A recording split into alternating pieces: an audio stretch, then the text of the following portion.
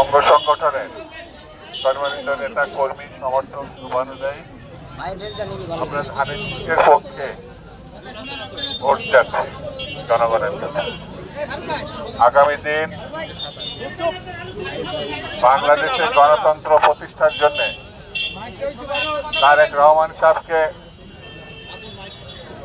দেশের প্রধানমন্ত্রী বানানোর জন্য বাংলাদেশে যে গণহত্যা চালাইছিল তার বিচারের লক্ষ্যে শেখ হাসিনা, আওয়ামী লীগ এবং তাদের সাঙ্গপাঙ্গদের বিচারের আওতায় আনা, সীমাহীন অর্থের যে লুটপাট, সেই লুটপাটের অর্থ দেশে ফিরিয়ে আনার লক্ষ্যে যে অভিযান, যে কথাবার্তা শুরু হয়েছে, যে কাজকাম শুরু হয়েছে, সেটা আমাদের অব্যাহত রাখতে হবে।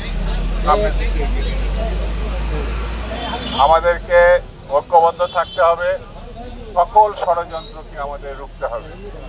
আপনাদের সকলকে এই বৃষ্টি স্নেত সময়ের মধ্যে আপনারা যে রাস্তায় নেমে মানুষের কাছে যাচ্ছেন, সেই জন্যে দেশনেত্রী বেগম খালেদা জিয়া, জনাব তারেক রহমান এবং আমার নিজের পক্ষ থেকে আপনাদেরকে ধন্যবাদ, শুভেচ্ছা, অভিনন্দন। ভালো থাকবেন।